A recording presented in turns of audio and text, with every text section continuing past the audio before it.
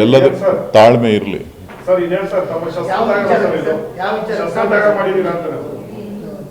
ಶಸ್ತ್ರ ಇದ್ರೆ ತಾನೇ ತ್ಯಾಗ ಮಾಡಕ್ಕೆ.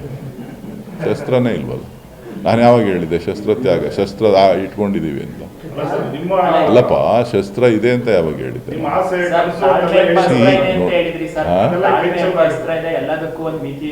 ಈಗಲೂ ಹೇಳಿದ್ನಲ್ಲ ತಾಳ್ಮೆ ಇರ್ಲಿ ಅಂತ.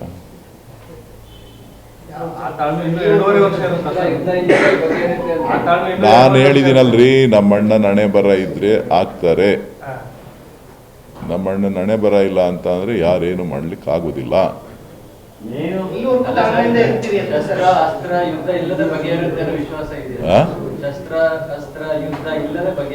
ಇದು ರಾಜಕಾರಣ.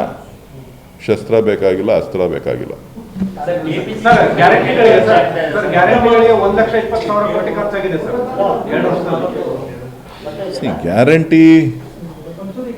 ಗ್ಯಾರಂಟಿ ಅದು ನಮ್ಮ ವಾಗ್ದಾನ,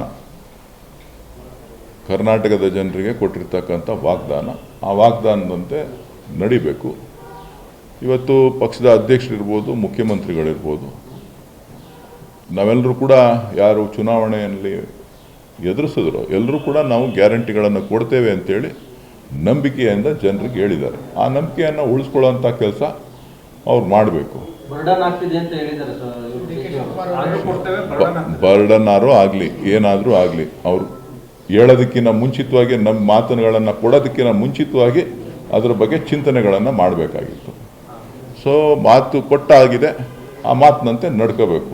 5 ವರ್ಷಗಳ ಕಾಲ ಏನೇ ಕಷ್ಟ ಆದ್ರೂ ಕೂಡ ಆ ಗ್ಯಾರಂಟಿಗಳನ್ನು ರಾಜ್ಯದ ಜನರಿಗೆ ಕೊಡಬೇಕು. ಅದು ನಮ್ಮ ನಂಬಿಕೆ.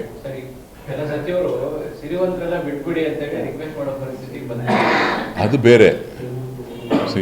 ಅದು ಸಿರಿವಂತರು ತಗೋತಾ ಇದ್ರೆ ಅದು ತಪ್ಪು.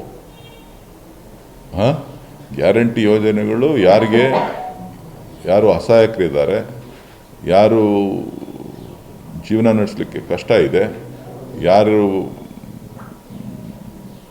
ಬದುಕಿನಲ್ಲಿ ಹೋರಾಟ ಮಾಡ್ತಾ ಇದ್ದಾರೆ ಅಂಥವ್ರಿಗೆ ಆ ಯೋಜನೆಗಳು.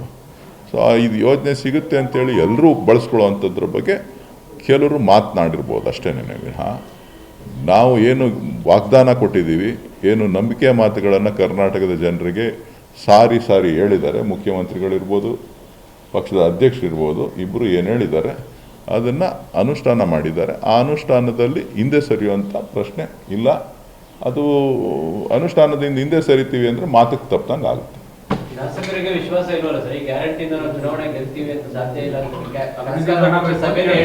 ಅದು ಶಾಸಕರಿಗೆ ಸಂಬಂಧಪಟ್ಟಂಥದ್ದೇ ಹೊರತು ನನಗೆ ಸಂಬಂಧಪಟ್ಟಂತ. ನೀವು ಅದನ್ನು ಶಾಸಕರ ಹತ್ರ ಮಾತನಾಡಿ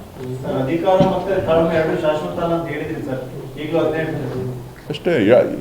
ಅದು ಒಂದು ಸಾರಿ ಹೇಳಿದ್ಮೇಲೆ ಪದೇ ಅದೇ ಪದ ಬಳಸೋಂಥದ್ದಲ್ಲ, ಬೇರೆ ಪದಗಳನ್ನು ಹೇಳಬೇಕಾಗ್ತದೆ.